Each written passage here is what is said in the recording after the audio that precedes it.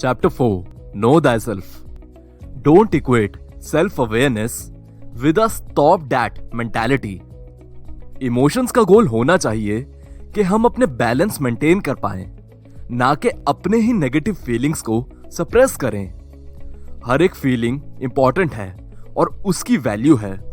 हमें बस ये ध्यान रखना है कि सिचुएशन के हिसाब से हमारे इमोशंस कैसे मैच करें, और जब इमोशंस हमारे गोल के बीच में एक हर्डल बन के आते हैं तब हम उन्हें सक्सेसफुली कंट्रोल कर सकें।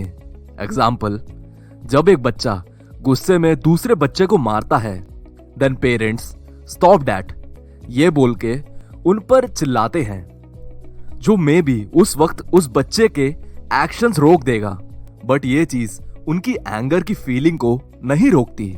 इसीलिए मोस्ट ऑफ द टाइम ऐसा होता है कि वो बच्चे आपकी एब्सेंस में वही बिहेवियर दोबारा रिपीट करते हैं, क्योंकि वो बच्चे अब भी गुस्से में ही रहेंगे। लेकिन अगर आप इमोशनल इंटेलिजेंस का यूज करके रिस्पॉन्ड करोगे तो वो कुछ ऐसा हो सकता है। बेटा, तुमने उसे गुस्से में मारा है। देखो, गुस्सा आना ठीक है, पर गुस्से में किसी को मारना ठीक नहीं है, सही नहीं है।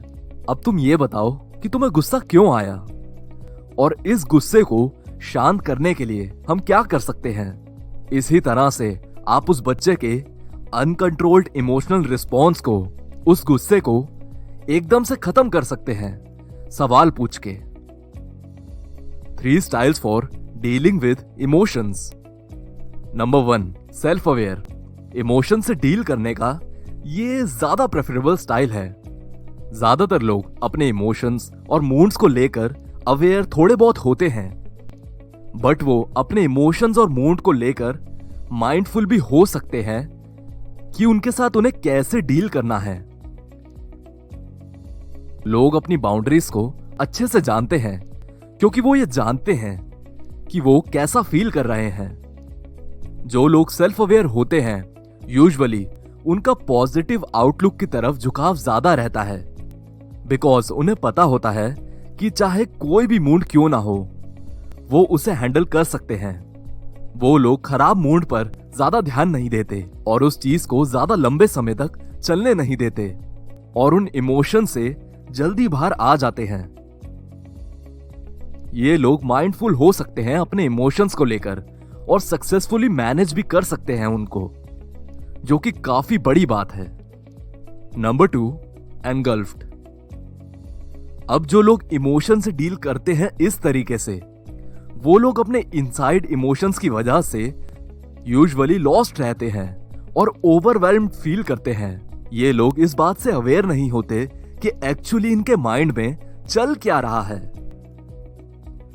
उनका मूड इजीली शिफ्ट हो जाता है, अच्छे से बुरा, बुरे से अच्छा, फिर दोबारा बुरा, फिर दोबारा अच्छा, और इमोशंस यूजुअली उन्हें ओवरपावर कर देते हैं। और सबसे बुरी बात, ये लोग अपने मूड को चेंज करने के लिए थोड़े ही एफर्ट लेते हैं, और मोस्ट ऑफ द टाइम इस वजह से वो लोग आउट ऑफ कंट्रोल दिखते हैं। Number 3, accepting. ये लोग काफी क्लियर होते हैं कि वो एक्चुअल में अपने बारे में क्या फील कर रहे हैं, बट यही वो लोग होते हैं जो ये फील करते हैं कि कोई भी चीज अब बदलने लायक बची नहीं है और मैं नहीं बदल सकता उन चीजों को। यानी वो इमोशंस को चेंज नहीं करते और चीजें जैसी हैं उन्हें वैसे ही रहने देते हैं। अब यूजुअली इस कैटेगरी में आने वाले लोग 2 सब कैटेगरीज में आते हैं। नंबर 1, जो लोग यूजुअली अच्छे मूड में होते हैं, इसलिए उनको कोई मोटिवेशन की जरूरत नहीं होती। नंबर 2, वो लोग जो खराब मूड में होते हैं, बट उन्हें ऐसा भी लगता है कि उनका मूड ठीक नहीं किया जा सकता, इसीलिए वो लोग अपनी सिचुएशंस को एक्सेप्ट कर लेते हैं। बट एक्सेप्टिंग नेचर दोनों कैटेगरीज के लोगों में होता है। हमारा मेन गोल ये है कि हम इन तीनों में से टाइप 1 यानी सेल्फ अवेयर, इसकी मदद से सेल्फ अवेयरनेस अपने अंदर लाएं, वैसे बने। बट हमें यह कैसे पता चलेगा कि हम दूसरी और कैटेगरीज में नहीं जा रहे? इसके लिए आप ये एग्जाम्पल समझो, the passionate and the indifferent.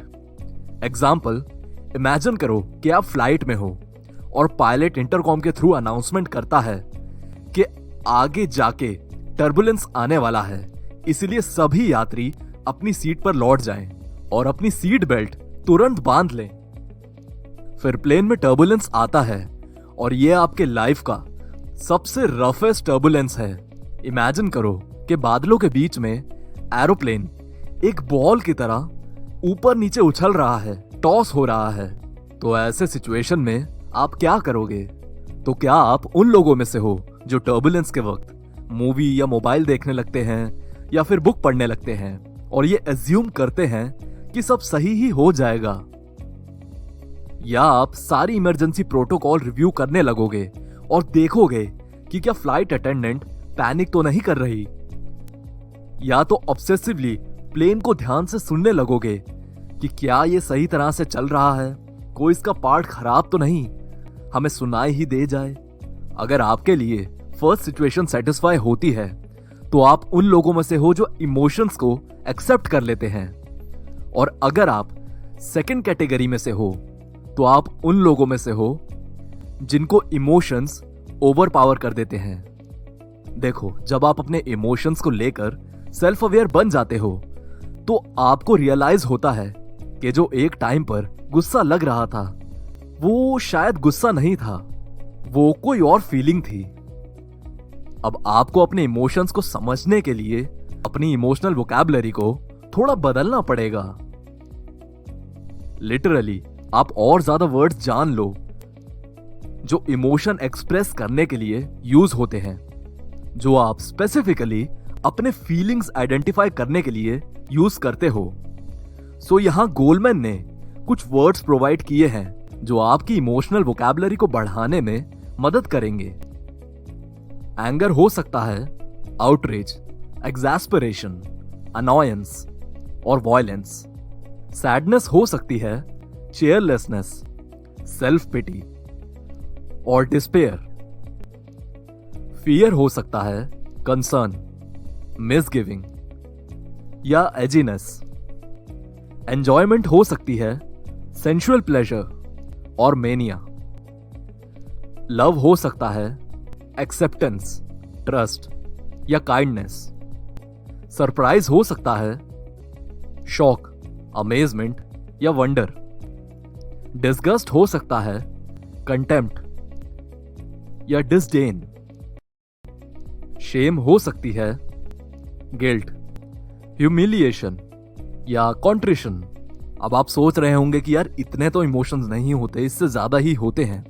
तो हाँ, ऑब्वियसली इससे ज्यादा इमोशंस होते हैं, बट अपनी इमोशनल लाइब्रेरी को एक्सपैंड करने के लिए ये एक अच्छी शुरुआत है।